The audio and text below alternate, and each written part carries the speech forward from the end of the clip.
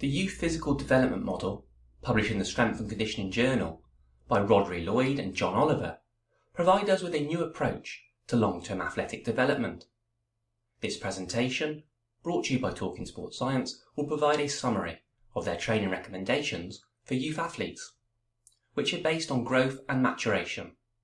This is because it's possible for individuals to be at the same chronological age but differ greatly in terms of their biological age, defined as the stage of an individual's physical growth in relation to their skeletal, sexual or body attributes.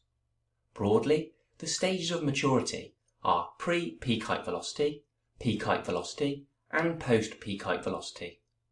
We will now briefly review these stages. Pre-peak height velocity comprises early childhood and the majority of middle childhood. For both males and females, early childhood is between 2 to 4 years and involves rapid growth, whereas middle childhood is between 5 to 9 years for females and until 11 years for males. This period involves steady growth. The relatively low concentrations of testosterone and growth hormone during pre-peak height velocity limit the capacity for skeletal muscle structural adaptations. Therefore, during these stages of maturation, training adaptations are primarily neural. The peak height velocity phase is where peak rate of skeletal growth occurs. The timing and speed of biological maturation is highly individual. However, typically, the start of the adolescent growth spurt occurs around 10 for females and approximately 12 in males. And usually females experience peak height velocity around 12, whereas males a few years later at around 14. Despite an earlier attainment of peak height velocity in females, the magnitude of the growth spurt is greater in males. After peak height velocity has been attained, towards the end of adolescence and into early adulthood, growth rate starts to decline. Here, adaptations to training are neural and hormonal. Let's now consider the recommendations and training emphasis based on growth and maturation. As muscular strength has positive associations to speed, power, change of direction speed, plyometric ability, and endurance, strength should be a priority at all stages of development, regardless of sex. However, because females possess a greater risk of osteoporosis later in life, the importance of strength training for females at all stages of development should not be underestimated. Strength also helps to reduce the risk of sport-related injuries. However, strength development sessions should not simply be added to a young athlete's development program, but as a replacement for another form of training. Strength may also be critical for successful development of fundamental movement skills. Throughout childhood and adolescence, fundamental movement skills and sport-specific skills training should be included. However, the emphasis will vary depending on the developmental stage. As fundamental movement skills are the building blocks for sport-specific movement patterns, these should be prioritized from early childhood, after which a transition in training emphasis from fundamental to more sport-specific skills can occur.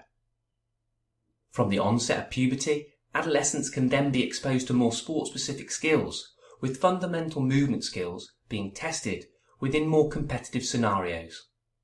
After peak height velocity, an emphasis on training hypertrophy may begin around 12 in females and 14 in males. This coincides at a time when levels of circulating testosterone and growth hormone rapidly increase in relation to the adolescent growth.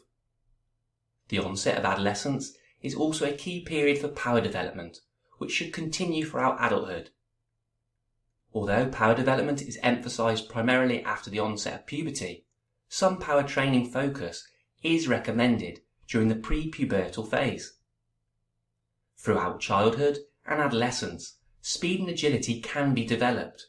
However, due to the neural plasticity associated with prepubescence, it's recommended that technical and tactical competency and motor control is the focus during this time. This can then be progressed to more open and unplanned sport-specific movements as the child approaches adolescence. Rapid gains in limb length, during the adolescent growth spurt can lead to decrements in motor control, as the individual learns to move with longer limbs, known as adolescent awkwardness. Therefore, monitoring growth rate is recommended to help identify periods of adolescent awkwardness, and by doing so, sessions can be adapted accordingly to help re-perfect previously acquired movement patterns. Mobility and flexibility should form an essential part of training to ensure athletes can reach the necessary range of motion needed for their sports. Interestingly, trunk forward flexibility reduces in males between 9 and 12 years, whereas females show accelerated improvements beginning at 11 years of age.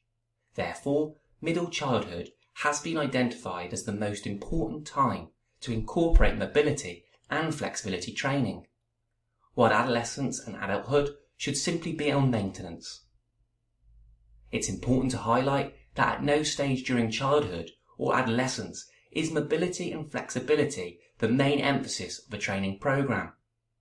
This is also the case for endurance and metabolic conditioning.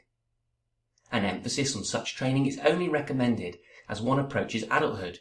This is because individuals will be exposed to sport-specific endurance development while participating in organised matches and potentially within their technical skills sessions. As with all training, this model should be individualised for each athlete in relation to sex, maturation and training history. I recommend you check out the full article, the link is in the description. And that concludes this presentation. Thanks for listening, folks. See you next time.